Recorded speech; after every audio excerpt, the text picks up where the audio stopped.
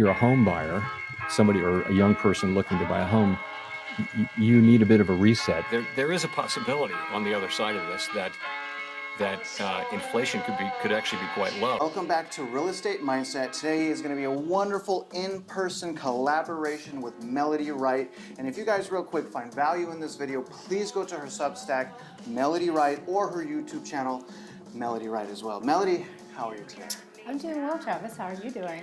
I'm doing excellent, and I appreciate you being here with us today. Now, Melody is here, guys, basically to help shed some light on what's going on with the new home builders. Obviously, Melody and I are currently, well, first of all, we're at Todd Sachs's, I hope you guys understand this is the broadcast Todd Sachs, but we've been going around the nation to try to bring you guys the boots on the ground, eye in the sky perspective on what's going on with new home building. And after we got done with Raleigh, guys, it changed my soul. Yeah. Yes. And it really just started us critical thinking, trying to figure out what's going to happen. And, what I believe in, and I'll tell you guys right now, I think that by 2026, there's going to be new home builders that go to Congress, that are sent to Congress. And I think Congress is going to ask them, WTH. Yeah. Like, what the heck? And the reason I say that, guys, is what Melody and I have noticed through this road trip. Well, you know what? Why don't you tell them, Melody?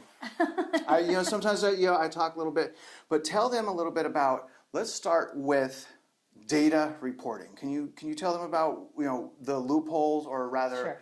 the lack of transparency and accountability when it comes to the actual numbers and like what's really going on, and the fact that we have absolutely no idea? Yeah, so, I really started digging in about a year ago. That was my first road trip, right around the same time as your first road trip, Travis, because I couldn't understand. I was looking at the census data, I was looking at permits, I was looking at the listings on all of the listing sites, and just you could tell by what was being reported that there was a ton of inventory being built out there for both multifamily and new homes, and this build for rent, and also the speculation of private builders doing custom Airbnb homes. And the data just didn't make any sense. What was showing up on the listing sites, the Fed uses Realtor.com. That's the source of their data. And so I just started diving in, how could this be the case?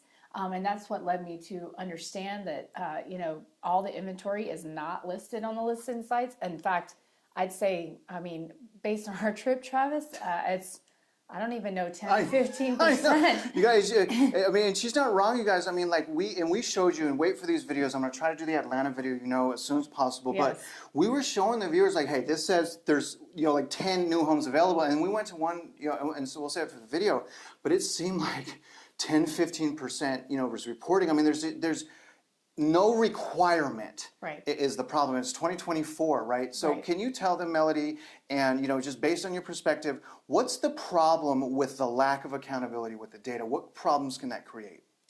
Well, it's a complete misrepresentation of reality. I think we've all, mainstream media has been pushing what I called the inventory myth in January of 2023. I wrote an article for Housing Wire. And you can't go, an inch without finding an article about how we don't have enough inventory, how people stop building after the GFC. But what they don't really tell you is that we built a ton in the GFC, and sort of the lack of for sale homes had more to do with the Wall Street institutional buyers that came in at the end of the GFC and bought up those homes. And so there's a false idea of what's needed out there. And so this lack of accountability, what is it going to mean, Travis? For the small private builders, those, my heart really goes out to them, because they don't have the pricing power or the strength of the balance sheet of the big builders.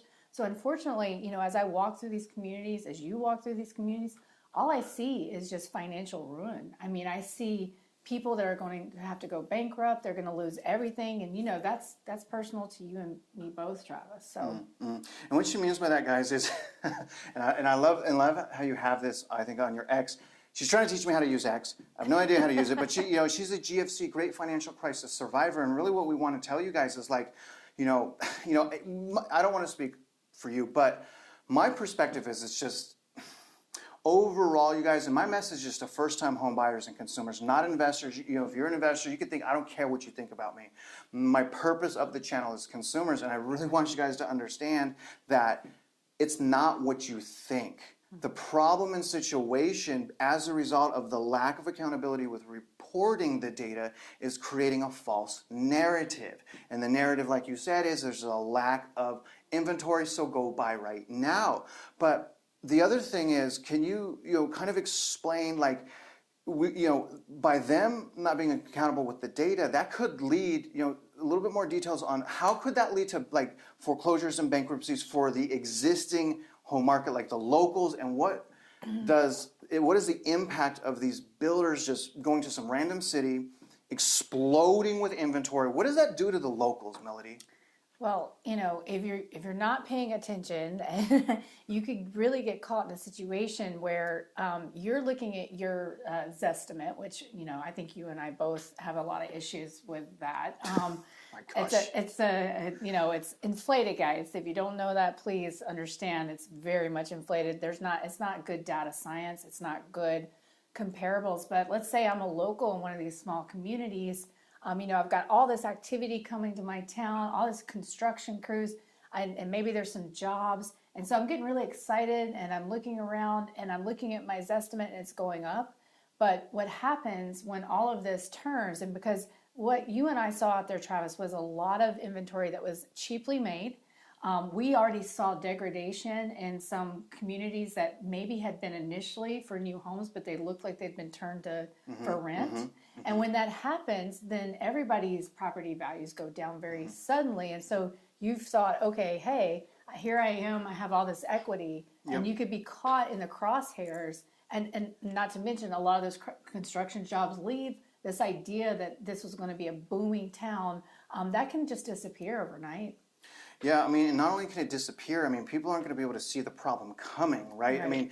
And also, so really what she's saying, you guys, what we're both saying is as a result of the lack of accountability with new homes, there's a freaking problem. There's hyper supply, and when the market turns off, it's going to crash, and it'll crash bad, and people are busy with this notion that, we're doing well because we have equity. Right. But for these existing homes that are like surrounded by these clusters of new builds, again, when that goes down, or rather like when there's tightening of the laws, like they have to report seller concessions, that is going to drastically impact locals. Not just that, we're not talking about, and we saw, almost a defaulted property in a brand new community, but the lack of transparency with the data prevents people to prepare for what's really happening, right? So people are going to get caught off guard, guys, and that's not just with inventory. We're talking prices, and the other thing. And I want you to, tell me if you know a little bit about this, Melody. In Texas, it's a non-disclosure state, which means the builders, if they sell, they don't even have to report that. So I'm hearing, again, I can't confirm this because it's a non-disclosure state and there's no proof of this, but there's institutional investors coming in buying blocks of like 10, 20 houses at 20% under market value. And they're not reporting that on MLS. So the reality is they're not reporting this 20% discount, but buyers are still purchasing these properties for overvalued prices. When does, Congress, when does something change, Melanie? What is a way to get control over data collection with the new home builders? Is there any other, what do you think? What is the solution here? What is the solution here? Well, there's in many ways, the only solution right now, Travis, is what you and I are doing. It's bringing awareness, because that's the problem. There's just not awareness. And I think if we think about it, it feels good to feel richer. It feels good to feel security. And so as much as what you and I are saying, we're trying to prepare people. Unfortunately, what they hear, they don't want to hear it. And that's going to be, kind of problematic for them. So essentially, I think that, awareness has to occur. And then there will be the dog and pony show where the builders are kind of brought before Congress. And how that awareness happens is when no one can really deny it anymore. And I think when we just saw existing home sales come in at a lowest level in, almost 30 years, okay, that should be evidence, guys. And that the narrative machine is out there working so hard to tell you that's about inventory. They're saying it's not about affordability. We have run out of people who can afford these homes. And so even if rates go down, there's not going to be this rushing to go out there. And I've already seen Yahoo Finance and others say, oh, the FOMO, the multiple offers, the above asking price is about to start again. Guys, it's not. It's not. And yes, there might be very specialized local markets where that happens, but that's not what's going to happen across the country. So I think awareness is, that's what's going to start bringing accountability. Well, I'm going to be honest, that's depressing. And it's depressing because, you guys, think about what Melody is saying. It shouldn't be that way. We're talking about, multi-billion dollars worth of profit in companies, and her and I are having to, leave our homes, drive thousands of miles across the nation because we cannot find the data on the reality of what's going on. And we can only do that for so long. I got probably 10,000, I can't keep doing this, So the faster that we can explain to people, like, the data is not being reported, the prices aren't really what it's being reported. There's hyper supply everywhere, 3-4 times the amount of inventory that's being reported. The reason why, another reason why it's so bad is when it crashes hard and fast, and not in every area. There's people are like, oh, there's bidding wars, oh my God, but they don't leave their metro. Right. Or maybe they're just talking about one subdivision and one house. Subdivision. But the big picture is this is going on around the nation, and I feel like if the data was like readily available, we could trust the data, not just some survey, that we can act on it, or people could prepare for it instead of like, I'll never forget when I went to the Desert Oasis in Phoenix. This was about I think the end of January of last year in 2023. I can't believe the time's flying. I went to a KB home community in Desert Oasis, the back of Desert Oasis, and I saw this, like, my assumption was this young married couple, and they were so naive. They had no realtor, and I was watching the agents just circle them like piranhas. And the thing is, the lack of data is also putting this false narrative that these builders are in control, and they're going to. So, I think the other issues, guys, is like, they're removing data, you were saying as well, from Realtor.com. Yes. Now, when I ask myself, like, okay, well, why would they remove the data from Realtor.com? Look at their stock prices, you guys. It's like all-time highs right now. Right. My opinion is they are hiding and manipulating the data to keep the dog and pony show going at the expense not only of the recent purchasers, but the locals. I feel like if we had the data, maybe they wouldn't build 1,000 houses 100%. next to this, or maybe we would wait. But I guess the awareness is, you guys, the dust hasn't settled, a storm is coming, and right now, Melody, you're right. Really, the only solution is just to I got my drone license for you guys. I got my drone license so I could show you from above. Do you see what we're talking about? Like, slow down. The lag effects. Can you explain to the viewers, Melody, and then we'll go into like what, a little bit more, more issues, but can you explain what the lag effect is when it comes to, to the best of your ability, when it comes to quantitative tightening? So Danielle DiMartino Booth is much better at all of this Yeah, than she's me. brilliant, absolutely brilliant. And talking about kind of the mechanics of all of this, but I think at a minimum, everyone needs, really what's happened is people were borrowing at very, very cheap, levels, and it made the only time it's good to have an asset that's worth a lot of money is when you can get cheap borrowing off of it. Because when you can't, it's just an incredible expense due to your property taxes and insurance increasing. And so what basically is happening is that this change in interest rates, this change in sort of the buying activities of the Fed, is essentially, it takes some time to see that in the marketplace, and it takes some time to see distress. If you think about your own personal finances, a lot of times, you might have something occur, maybe a job loss, the first few months you can kind of make it. You can keep going. Maybe you've got something you can sell. Maybe you can go take out a home equity loan. But as we've seen consumers continue to spend like they have all this money and they don't, what starts to happen is those increased rates cause your credit card, fees to go up, or your interest rate to go up. And so you were paying, maybe you were paying the minimum payment, that's now up.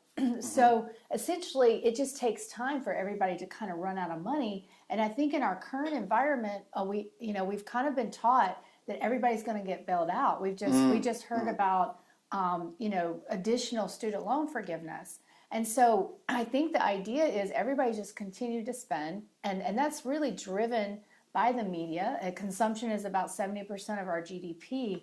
But what happens is like each month you're paying a little more. All of a sudden your expenses are just building. And then you turn around and it happens, and this is why we say gradually, then suddenly, and this happens on a corporate level and it happens on an individual level, you're bankrupt. Yeah, I mean, and also you guys, basically the key word there, I mean, I hope you guys caught it, patience. Patience. And when, I think as far as my forecasting, I'm trying to be as balanced as possible. I mean, it's hard to when you see, to me, I just see it so clearly, the P ratio, payment to income ratio. I mean, the party is going to stop. I mean, give me a break.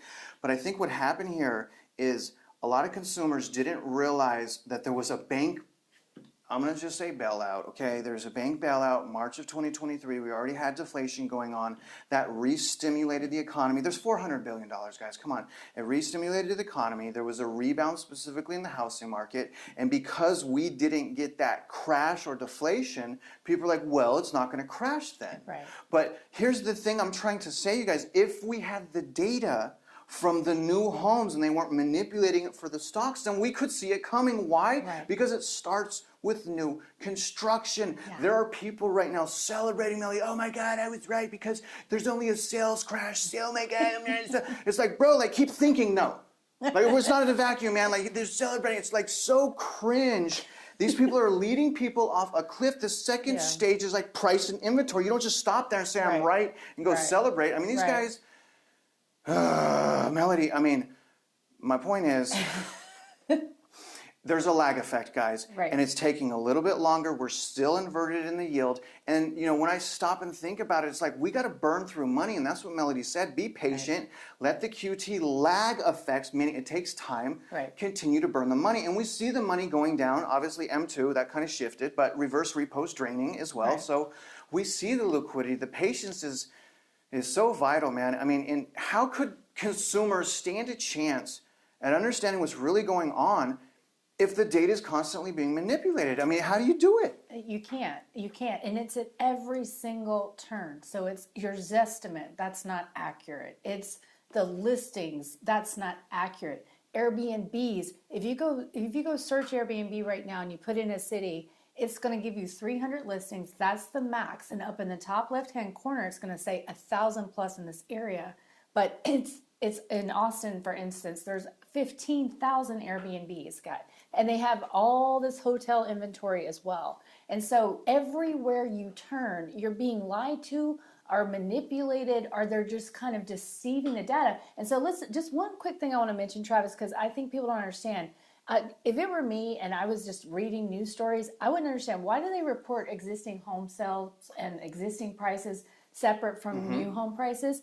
I mean, okay, sure, like a new home theoretically would be more expensive. That's what everybody kind of says. But so what? It's still high housing supply. And so when I went and looked at the combined, home prices for both new and existing, they're down almost, I think, 10% from their 22 highs. Yet no one's talking about that. They're talking about a lagging indices, Case-Shiller. And so I just want everyone to understand that you kind of get caught sometimes. Are they doing it on purpose? Are they not? And I think that it doesn't matter. Yeah. It doesn't matter. People are still getting hurt. We're still getting hurt. And who I get the most concerned about, Travis, are, the people that are getting roped into these FHA loans that can't afford them. You and I talk about this. There's no ability to repay, which is actually a CFPB requirement. But the way that the GSEs have used their automated underwriting services, you can figure out how to manipulate that. And what you do is get a young couple into a home that can't afford it, and you jeopardize their future home ownership. And I know we may repeat ourselves sometimes, but that is just such an important message that I want everyone to understand, because that decimates young families. I mean, it does. I mean, it decimated me. My foreclosure was a new home in California, a townhouse condo. I was sold to like, this preconceived notions, home values don't go down, just buy, you're going to be successful, don't worry. And then I lost everything, which felt overnight. Because I'm like, oh, is the market going to crash in 2007? Oh, no, there's a rebound. Okay, let me just go about my business. And then boom, it knocked on my door, said, I'm going to take everything away. And here's another issue. So basically, guys, just to recap, what we're saying is there's a lot of inventory. In fact, non-seasonally adjusted, I believe there's 11 months of inventory that's just being reported for new construction. There's probably more like 2 freaking years of, at least where we're going, it's everywhere. We understand like it's not everywhere, right? But the places that where they are building new construction, it's massive like clusters usually. Obviously the East Coast is different and we're not done with our trip, but here's and then on top of that, the prices, you guys, the seller's concessions are supposed to be taken out of the appraisal value. They don't do that again because Lennar Mortgage is technically not the seller, even though Lennar owns it. It's a bunch of trash. Prices are down, probably more like 20% on, according to Fred, and we're going to get an update soon. It's down about 13% from peak. But it's way more than that when we do the concessions. So we have hyper supply already. We have new homes down, like when you count concessions, probably 25-30%. And here's the other issue, okay? And this is why we need an active Congress. And I don't want government intervention. I know that when we trade that comfort, we lose the freedom. But my God, I'm sick of these young families and locals getting taken advantage of. And here's the ugly thing.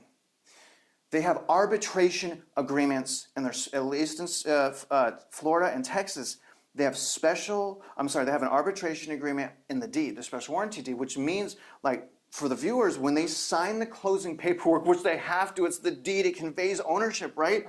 There's a clause in there, guys, that says you can't sue us. You can't sue us if the home falls apart, whatever it is, you can't sue us. And and attorneys don't want to touch that, because in order for it to even get in front of a judge, they got to break the arbitration agreement that they signed. So now we're finally seeing like more class action lawsuits, but even then they still lose because the attorneys make most of the money. So what are your thoughts on, do you think that this is so upsetting? Like how do they have a right to say like, you can't sue us if we do the bad job? What are your thoughts on the arbitration agreement and special warranty? Yeah, I mean, that's just kind of nuts in my opinion. But I feel like what happened after the GFC is we broke contract law. Like, contracts are supposed to kind of be the basis of our society. And essentially during the GFC, when we forced the banks to do a lot of different things, try to modify loans. And again, I'm all for helping borrowers, but actually most of those modifications didn't help a lot of borrowers. Or you can look back at the studies, but we broke contract law, and by doing that, we really sort of, there's no, I think, fairness left in our society anymore, and there's no sense of protection. And as a consumer, and I think this is what we're saying about patients too, is that when you're not protected, you need to be extra careful about your purchases, because exactly what you're saying, and to be honest, Travis, I didn't realize kind of the length or that arbitration clause. And did that impact you when you? No, it didn't impact me, but I did an interview on the channel with a great couple that purchased a Lennar house, and I talked about the story, and the house was poorly constructed. I mean, they had like security footage of them grinding down concrete to try to level the freaking house, and mold and all this other stuff. And obviously my natural question is why didn't you sue them? Can you sue them? And they said when they were going to attorneys to try to fight for them, and I saw like, and I'm not an attorney, but they had like correspondence, videos, like all this type of stuff. But when they go to the attorney says, I'm not going to take this case. They're not strong enough, a big enough firm to break through the arbitration agreement. So you had this poor couple, and they're like, Travis, we don't know what to do. And it goes back to what you said at first, which was awareness. But there has to be something done to be better than awareness, because this process is emotional. And what's happening is these people, these rookie salespeople that they hire, they're taking advantage of the consumers being naive. Right. Something needs to be done. Very, very ugly. Can you, tell the viewers, if they're just debating buying a new house, right? How can they confirm what we're saying? Well, confirm, I think anybody that just gets in their car and drives to one of these new homes, you introduced me, Travis, to an amazing resource, New Home Source. Yeah. Because I had been going to the individual builders' websites Yeah, me too. Yeah. and looking at them. And then you introduced this to me, and I was like, oh my Game God, changer. my life has Yeah. changed. Yeah. And now what I do on X Twitter is I paste that I do a search. If somebody asks me about a certain city, I just do the search for them and I paste it as a response. And so, guys, although Travis said this isn't happening everywhere, I lived in Pittsburgh. I've done some traveling in the Northeast, and there are pockets of this. There are pockets of this, even if it isn't as bad as what we saw, for instance, in Raleigh. So, I think that essentially, wow, I don't know. I mean, because we don't want to act like the builders, the politicians, like, just believe us. I mean, you can, right? I mean, we're getting drone licenses, we're driving across the nation, but it's like, dude, please just take, a word I wish I could brainwash, like, especially the younger generation, initiative. Yeah.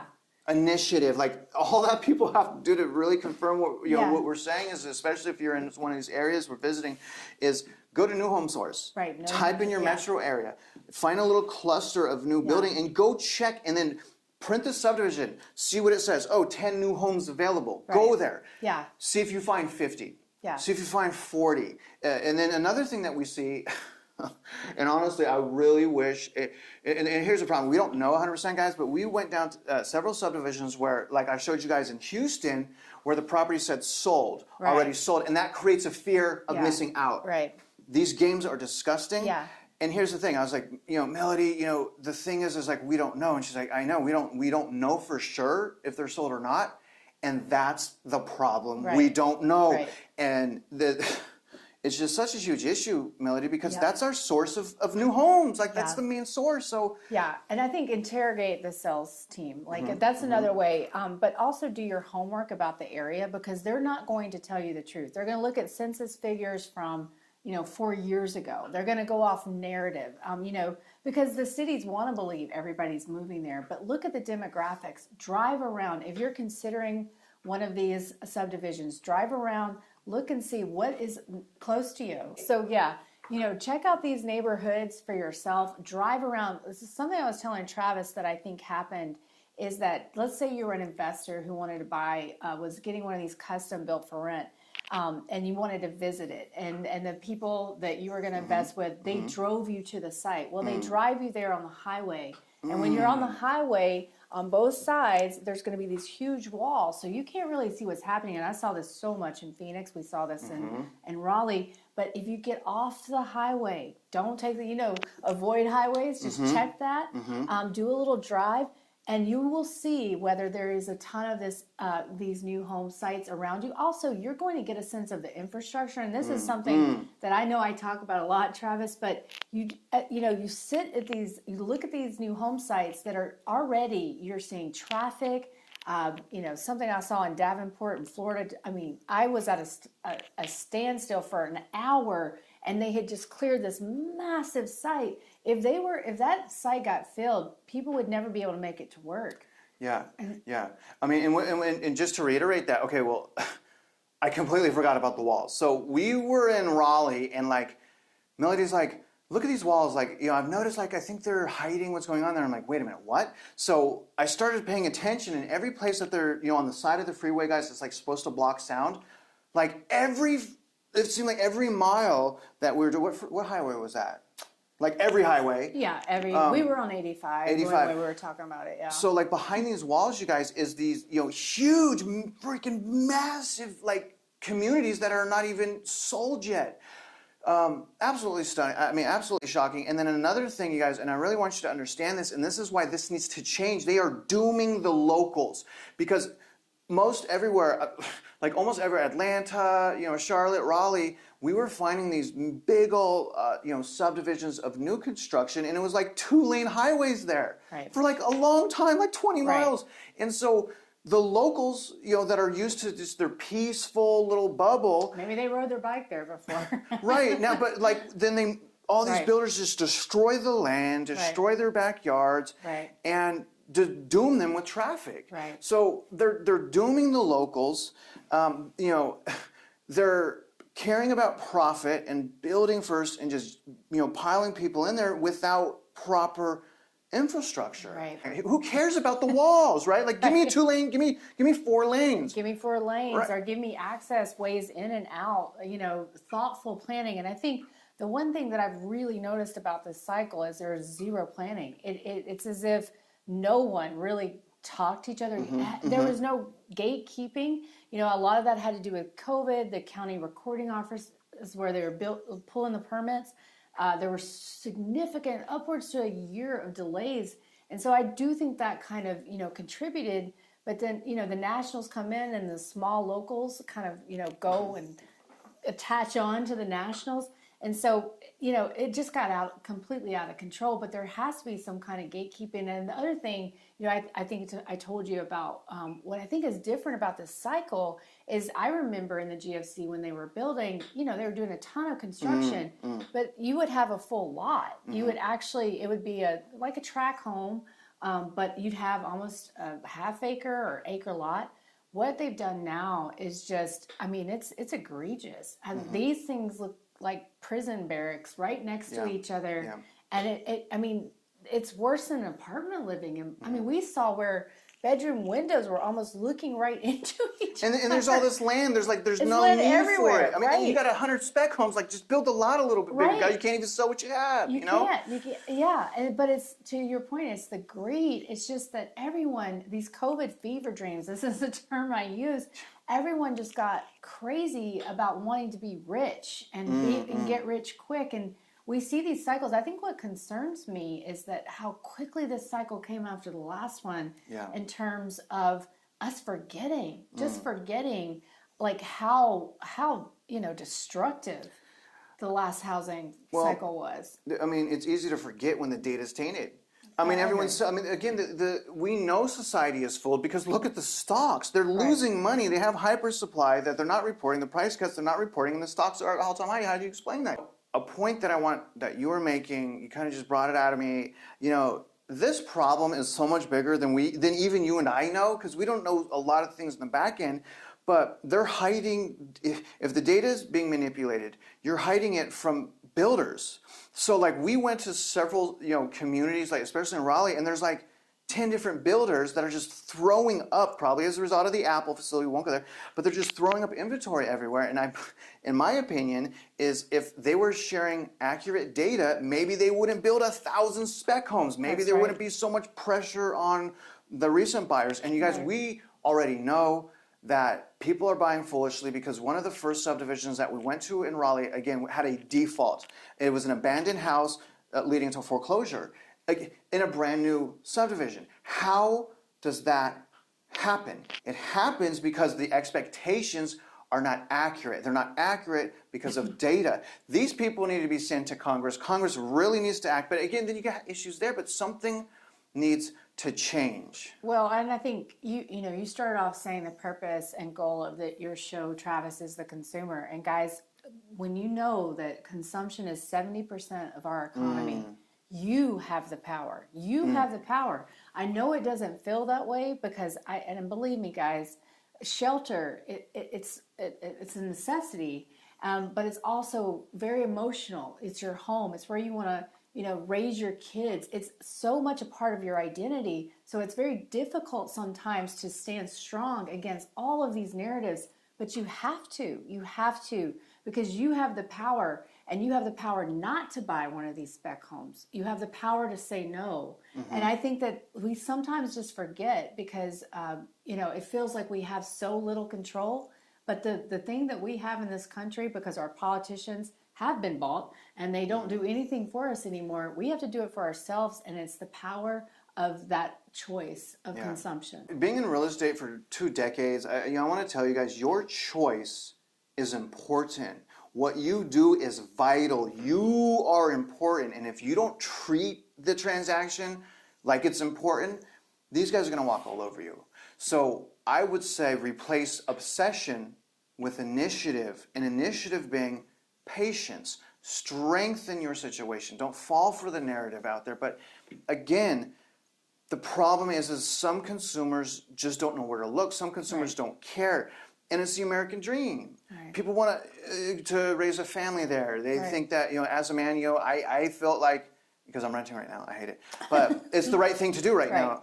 But, as a man, I have to constantly battle back kind of negative thoughts in my head where Travis, just go buy a house, who cares if it's overpriced, so that we could just move on. You're wasting your time in this rental, can't even play hide and go seek with my girls.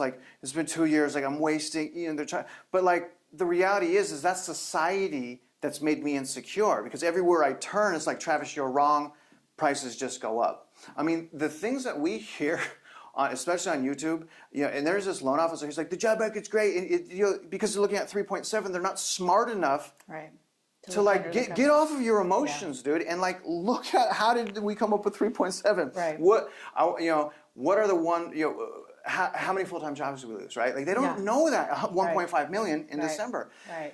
So they're continuing to try to kick the can down the road. Like you said, 70% of people roughly are living paycheck to paycheck, right? 70% of GDP is consumer spending. We have the power, but we are divided. Right. When mainstream media is saying, you're wrong, I'm wrong, can you really blame people, for making, these foolish decisions? I mean, can you blame people? I don't think you can, and I think but that's why this is so personal to both of us, Travis. I lost my home to foreclosure when I was 9. And so I think we see in these cycles just whole swaths of our, our people taken out financially. And something you and I talk about is just the lack, the abysmal sort of financial education in this country. There's just none. And that's really what we're trying to do. We're just trying to arm people with the tools to be able to say no. And in a way, the system is built this way to actually, I think the Fed even says, we're going to break the housing market. We're going to break employment. Guys, you don't want to be one of those numbers because you weren't paying attention. So and listen to what she's saying, okay? First of all, we need to add how credit works, how to get a job to junior high. Oh yeah. Or even elementary school. Everyone should understand an amortization schedule. Everyone. Yes, but that's not the situation. Right. So again, I just want to remind the viewers, what I have done is, because I don't want people to think I'm just trying to make money. I mean, I need to take care of my family. I need to get back in the business, but I'm pausing right now. I've made a free home buying class. That took me a long time. I put 22 years. I listened to this scumbag, let's just say silly goober. This guy's bragging about he makes $250,000 a year and he doesn't even edit his video. And he's like, I'm making money off of you. I've done the opposite, guys. And I'm proud of the 1,000 people that signed up. But the solution is there if. There's a huge if. You take the initiative to do it. We've provided you guys the tools. It's just not only the home buying class, we're going drone license. Guys, please, for the love of God, just take the initiative and stop obsessing about a house. You can have a happy life renting. What matters is the relationship. We talked about this. The important thing is the relationships you have with people, your wife, your children, being happy. And I'm going to tell you guys, okay, I went through foreclosure with my family. It broke us apart. It broke us apart. It's not worth it. And that's why I raise my voice and I get passionate. And people have all these misconceptions about me just because of these silly goobers out there. I've been saying this since 2020. You guys, I was helping people still in 2021. I made an offer. I made 3 offers in 2021, 1 offer in 2022, 1 offer in 2023, because I know what to look for. And that's what the home buying class is. I'm trying to help people understand why to say no. And why to say yes. But I cannot force people to do that. And obviously, every situation is unique. Right. But we have a instant gratification society. We have a lack of initiative.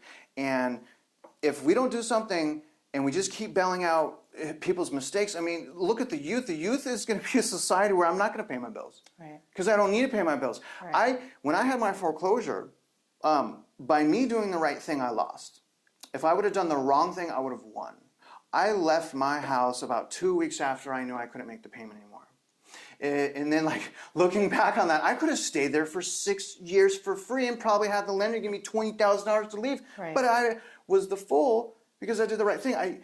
So that's the society we're making. Right. So that's why, the tools, the initiative, great stuff, Melody.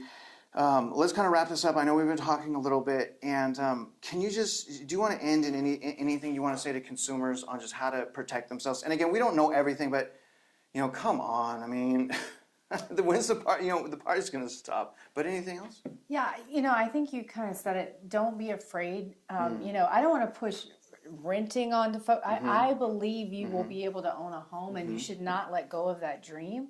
But what's wrong with just saving money right now? And I think that what I would also encourage people is, as you're going to Starbucks, as you're going, you've got 20 streaming services. Are those things really a necessity? If you really, because you will achieve home ownership. Because at the end of the day, what you and I are saying, Travis, is that yes, home prices are going to decline. They are going to meet affordability. Be ready for when that happens by making small sacrifices today. And by the way, you're the one that told me that, talked about that yesterday. Really? So I'm going to give you credit for that. Thank you. So that's what I say, guys, is that it is worth it, home ownership, in my opinion, but you need to get there, not over leveraged, not over in debt, and you're going to need to make some small sacrifices, unfortunately. I mean, and honestly, that's how I was raised. It's like if you make that's why we work out, right? You go through the pain, and when we make self-sacrifices, just instead of working out, work out your finances. And you guys, I also want to make clear that, and I wasn't going to say anything, but Melody's like, no, you clean it up. I'm like, who cares? If people think that I've been saying this since 2020, I don't care. The fact of the matter is what I'm saying is still accurate, and I want to help consumers. But my 2-year anniversary is in March, and then people are like, "Who? Why are we going to listen to it? He took until he's 35 to save his money because of these silly goobers out there with these little baby dogs, maniacs." But the thing is, guys, I'm not trying to brag. Okay, I just want to clear this up. I owned my first investment property when I was 20 years old in Irvine, California. I've been doing real estate transactions for over 20 years. If I wanted to make more money than I'm making right now, all I would have to do is say, call me up and let's buy. And I'm going to show you how to do that. But instead of doing that, I don't want people to lose their family like I lost my family. And that's what I'm trying to say. And, I'm not that same kid anymore. I was a kid trying to take over the world. I was making $40,000 a month, spending like crazy, most unhappy I've ever been in my life. And, money was a disease to me. I was addicted to money. And I remember this one time, and this is when I really knew I had a problem. So it was before I lost everything, but I walked into a mall when they still had malls in Mission Viejo. And when I walked into there, as soon as I got in the mall, I had anxiety. Because it's like I have to buy. And so in a way, thank God I did go through what I went through, because now money doesn't rule my life anymore. Right. And it's just money, man. I mean, it's a tool.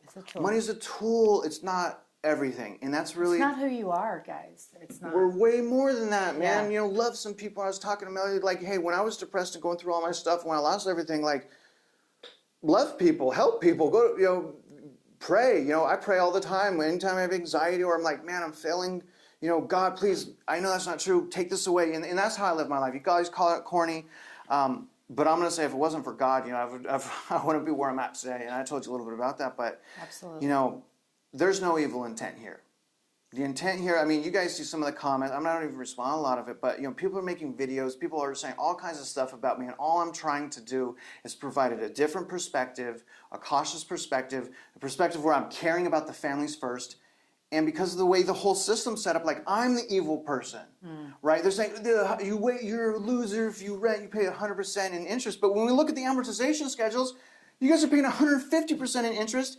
And you may go into foreclosure. Right. So guys, please hold your roll is what we're saying.